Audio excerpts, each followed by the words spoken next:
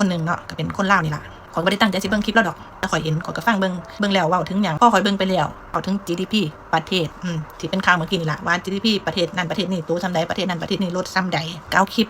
ของนักข่าวสถานการณ์ GDP ประเทศของประเทศไทยเนี่ยลดลงไปกว่าประเทศนั่นประเทศน้อยสุดในประเทศในเอเชียน้อยกว่าลาวน้อยกว่ากัมพูชาน้อยกับทุกประเทศเพิ่นก็เอามาลงในช่องเพิ่นแล้วก็บอกว่าบ่ได้วิจารณ์นะแต่บักลาวไต่กูถามมึงก่อนมึงบอกว่ามึงบ่ได้พาดพิงแต่มึงสิเอามาลงเพื่อหยังมันเกี่ยวหยังกับประเทศมึงลงเพื่อหยังกูฮู้ว่าจุดประสงค์ของมึงคือหยังแจกประเทศไทยว่าความคิดของมึงคือว่าประเทศไทยนี่เจริญแต่เป็นหยัง GDP คือบ่โตเท่าประเทศลาวเท่าประเทศกัมพูชาบ่ผิดที่มึงสิภูมิใจในการที่ประเทศมึงเจริญประเทศมึงพัฒนาประเทศมึงเติบโตบ่เอาการวิจารณ์ของประเทศอื่นเนี่ยมาติดแปะเพื่อให้ประเทศเจ้าของดูดีขึ้นก็มาวิจารณ์ดีเนาะประเทศลาวนี่ GDP โตมันประเทศมึงดีขึ้นประเทศเฮาสิได้พัฒนาประเทศเฮาสิได้โตสักเทื่อแต่มึงกับสิ่งที่มึงเฮ็ดคือหยังมึงเอาคลิปการวิจารณ์ว่าเศรษฐกิจประเทศไทยบ่ดีมาลงเพื่อที่สิแซะประเทศไทยมันเป็นหน้าที่หยังของมึงมีสิทธิ์หยังถึงสิมาเฮ็ดจังซี่คนไทยเขาวิจารณ์ได้เพราะเขาคือคนไทยเขาวิจารณ์เพื่อที่สิกระตุ้นให้รัฐบาลเขาให้ภาครัฐบาลเขาเห็นแล้วก็เร่งมาแก้ไขจุดที่มันตามลงอันนี้มันเป็นสิทธิ์หยังของมึงกูถามมึงก่อนบักเล่าไต่แต่มึงบอกว่ากูไปด่ามึงถ้ามึงบ่เว้าแบบนี้บ่พาพิมพ์แบบนี้กูสิไปพิมพ์มึงเฮ็ดหยังกูถามมึงไง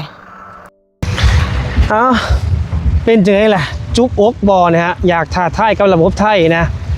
หนุ่มลาวไต่นะใส่คำว่าลาวไต่นะคนลาวเป็นคนที่น่ารักทุกคนเด้แต่เป็นคนที่แยกแยะออกนะ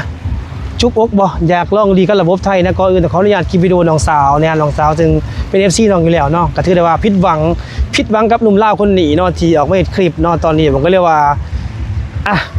ก็เข้าใจเนาะเทศคลิปเรื่อง GDP ก็แล้วแต่นะอีหยังก็แล้วแต่ถามว่ามีความรู้บ่เนี่ยอยากจะมาเปรียบเทียบกับประเทศไทยอยู่ซื่อๆเป็นบ่เห็นบ่เนี่ยคนไทยเป็นคนที่บ่ยอมเนี่ยนะตอนนี้นะผมก็เรียกว่าเรื่องราวของเนี่ยฮะ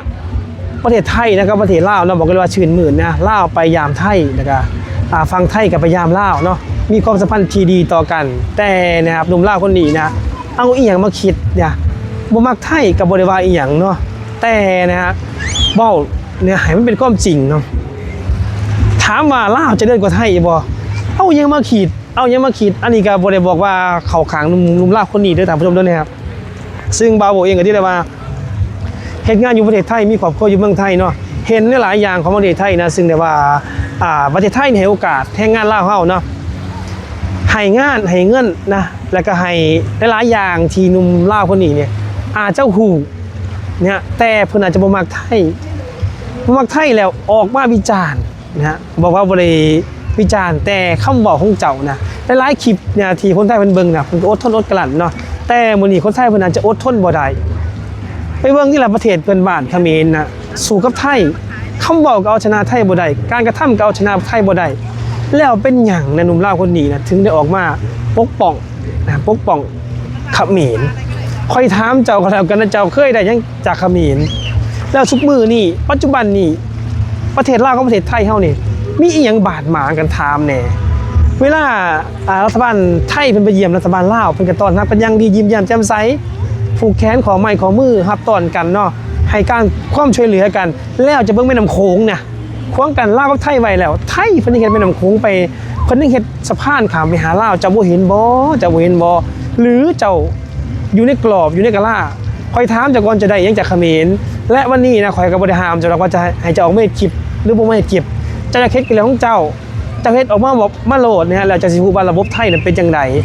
คอยเองก็บ่ได้ห้ามเจ้าหรอกเนาะเพราะฉะนั้นในการที่เจ้าเฮ็ดซุมื้อนี้เหมือนกับเจ้านะทำลายเจ้าเองและจะบ่ทำลายเจ้าผู้เดียวเด้เจ้าจะทำลายแรงงานลาวเฮาเฮ็ดงานในประเทศไทยหลายคนเนี่ยคอยเชื่อว่าแรงงานลาวเฮาเฮ็ดงานในประเทศไทยก็รู้สึกว่าผิดหวังคนที่เขาบอกว่าตอบโต้หรือคนที่เขาอยู่เฉยๆเขาจะเบิ่งคลิปเจ้าเขาก็ผิดหวังเจ้าถามว่าเจ้าน่ะเอาข้อความมาจากไสเอาข้อมูลมาจากไสถ้าเป็นข้อมูลที่ถูกต้องถ้าเป็นข้อมูลที่ชัดเจนนะใครก็บ่ว่ายังเจ้าดอกนะแต่นี่จะบอกว่า GDP ไทยเนี่ยตกต่ำกว่าลาวโอ้โหแล้วเป็นหยังคนลาวเฮาแรงงานลาวเฮาถึงได้เฮ็ดงานมาเฮ็ดงานอยู่ประเทศไทยลังไหลกันมามากมายรวมทั้งแรงงานเพื่อนบ้านเมียนมาแรงงานเพื่อนบ้านเวียดนามและบุรีไฟหลายคนที่เข้ามานะประเทศไทยเพิ่นทะเลาะเพิ่นตอบโต้เพิ่นเถียงกันเพิ่นก็หาข้อที่ดีเพราะว่าประเทศเพิ่นเป็นประเทศที่เสรีประชาชนมีสิทธิ์ออกความคิดเห็นนะประเทศเพิ่นจึงได้มีการพัฒนาก็อย่างว่ามีการถกเถียงมีการหาข้อสรุปที่ดีและเพิ่นก็เคารพ ในเสียงที่ส่วนมากตัดสินนะฮะแล้วก็หาทางออกเพื่อนำพาประเทศชาติบ้านเมืองเพิ่นให้ก้าวเข้าสู่ความเจริญนี่แหละที่เพิ่นบอกว่าประเทศไทยประเทศที่กำลังพัฒนานะพัฒนาอย่างบ่หยุดยั้งแล้วหนุ่มลาวใต้คนนี้พัฒนาแล้วแม่นบ่นั่นจึงได้ซ้ำนั้น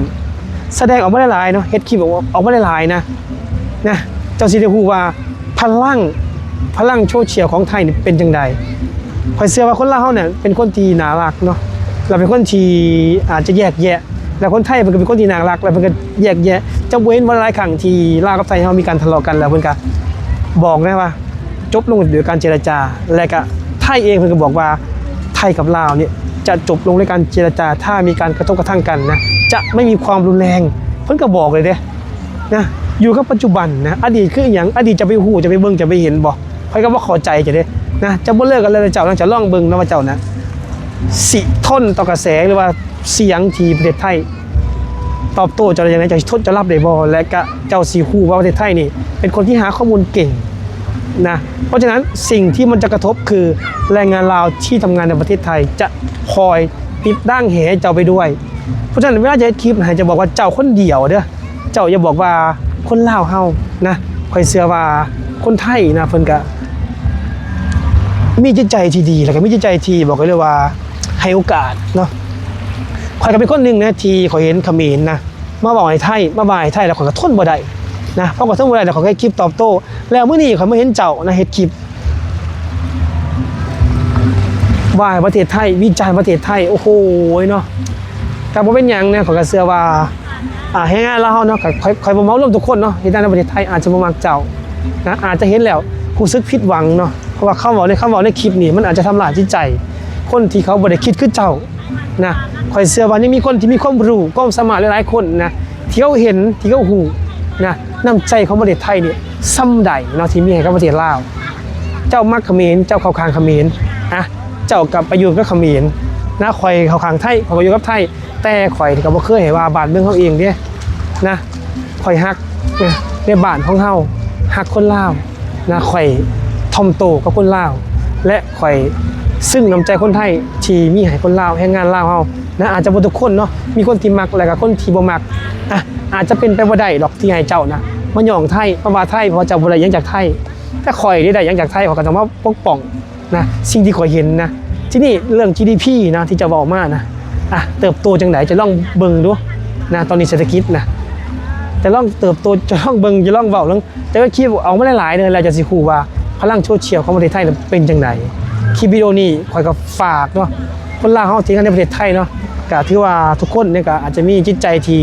ตั้งใจเฮ็ดงานนะเห็นคลิปวิดีโอนี้แล้วอาจจะผิดหวังนะข่อยเชื่อว่าทุกคนอาจจะไปเตือนเราก็ได้เนาะแต่เราอาจจะบ่ฟังเราเก่งเป็นไงคนนี้เราเป็นนักข่าวเราแบบว่า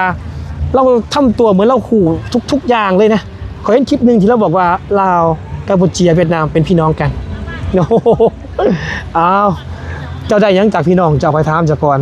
จะได้ยังนะเพราะฉะนั้นนะเจ้าอยากคิดว่ามาตอบโต้เจ้าคอยว่ายังแต่ขอเจ้านะให้เจ้าอย่าเมารวมคนลาวเด้อให้เจ้าเว้าเฉพาะเจ้าคนเดียวก็แล้วกันท่านผู้ชมนะคนไทยเนาะผมเชื่อว่าคนไทยเนี่ยอาจจะเป็นคนที่แยกแยะและเป็นคนที่น่ารักนะขอบคุณน้ำใจคนไทยขอบคุณพื้นแผ่นดินไทยเนาะที่นะฮะให้พวกเขาได้มีโอกาสได้มาเห็นงานในประเทศไทยนะแต่ที่ได้ว่าต้องนอบน้อมนะกับประเทศไทยเราอยู่ในประเทศไทยทำงานที่ประเทศไทยเราต้องรู้จักเนาะขอบคุณคนไทยครับ